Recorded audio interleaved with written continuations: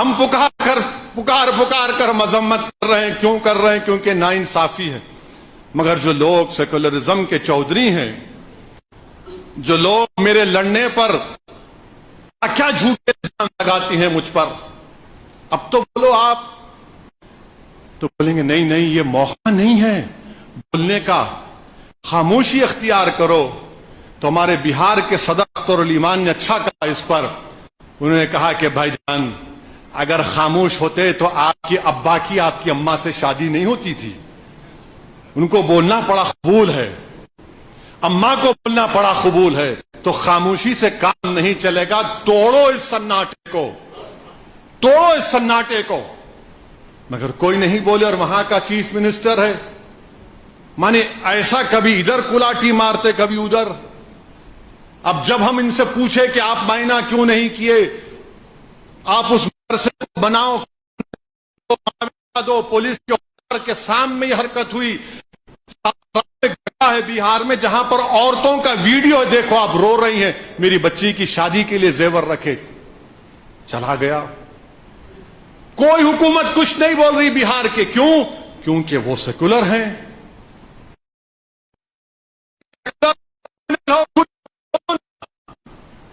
آپ نہیں بولیں گے. اور جب ہم بولتے تو وہاں کا چیف منسٹر بولتا اسد الدین اویسی ایجنٹ ہے.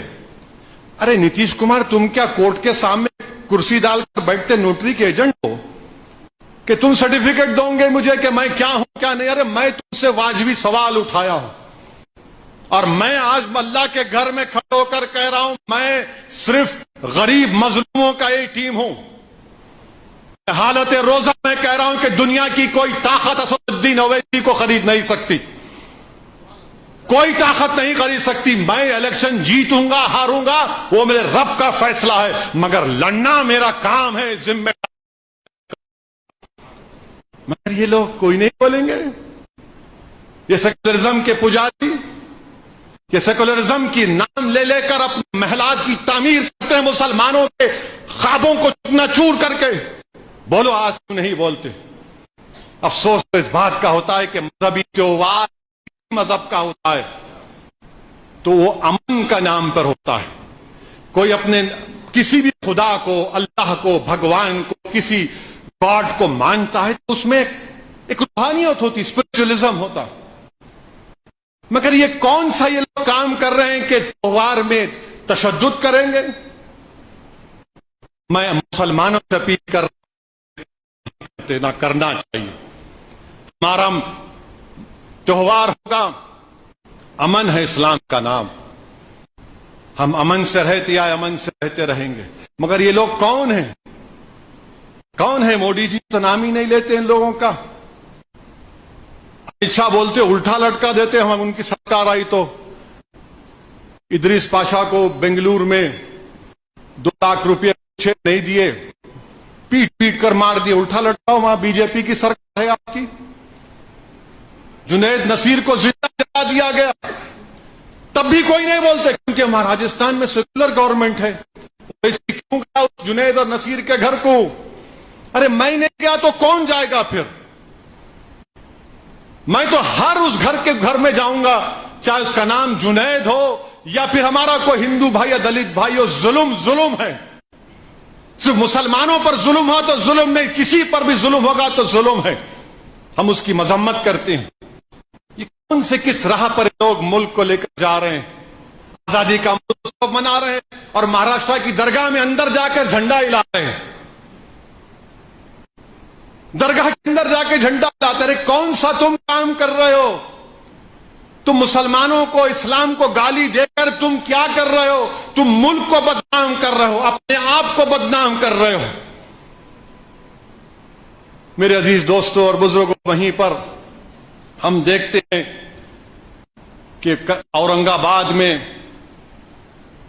مندر کو بچانے کے لیے ہمارا ایم پی امتیاز جلیل جا کر مندر میں 2 گھنٹے کھڑے ہو جاتا. موب کو بولتا کہ نہیں، یہاں تم نہیں کر سکتے کچھ بھی. 2 گھنٹے امتیاز جلیل وہاں ٹھہرتا ہے. میں پوچھنا چاہوں گا بی جے پی سے، ادھو ٹھاکرے سے، مہاراشٹر کے چیف منسٹر شنڈے سے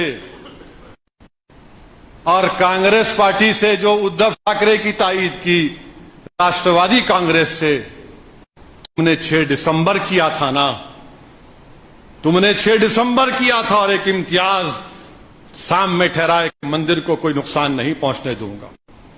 یہ کمٹمنٹ ہے.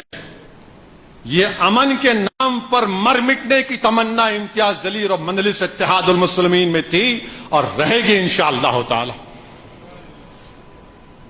میں سلام کرتا ہوں اورنگ آباد کے تمام ہندو مسلمان دلت بھائیوں کو جنہوں نے حالات کو بگڑنے سے روکا.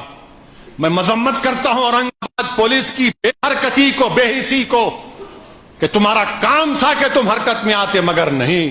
ویڈیوز دکھائے جا رہے ہیں کہ فائر انجن آ رہا ہے، اس کو روک دیا جا رہا ہے. بچوں کو پکڑے ہیں. انشاءاللہ لیگل ٹیم اپنا کام کرے گی. ہم امید کرتے ہیں کہ یہ واقعات وطن عزیز میں نہ ہو. میں آپ تمام کا شکر گزار بھی ہوں. آپ وارڈ سے دوبارہ مجلس کے امیدوار کو کامیاب کیا، آپ کا بے انتہا شکریہ. اور انشاءاللہ تعالی مجلس اتحاد المسلمین سیاسی طور پر مضبوطی حاصل کرے گی. میرا ماننا یہ ہے کہ جب تک بھارت کے مسلمانوں کو سیاسی ان کی نمائندگی نہیں ملے گی، ہم کو اپنے مسائل حل نہیں کروا سکتے. ہم کو اپنی نمائندگی بڑھانا پڑے گا. چاہے ریاست کی اسمبلی ہو، پارلیمنٹ ہو، کسی ریاست کا معاملہ ہو، چاہے وہ ضلع پریشد ہو، اسمبلی ہو، آواز اٹھنی چاہیے. یاد رکھو، آپ 50-60 سال سے دھوکہ دیا جا رہا ہے کہ نہیں نہیں یہ لوگ ہمارے رہبر ہیں، یہ لیڈر ہیں. کون سے رہبر ہیں؟ یہ رہزن ہیں. یہ لیڈر نہیں ہے، گیڈر ہیں، جن میں ہمت نہیں ہے فرقہ پرستی سے مقابلہ کرنے کی. ہمت نہیں ہے ان لوگوں سے فرقہ پرستی سے مقابلہ کرنے کی. اب مت بولو ہم کو کہ کیا کرنا کیا نہیں کرنا چاہیے. آپ کی 50 سال کی پالیسی ناکام ثابت ہوئی ہے، ناکام ثابت ہوئی ہے.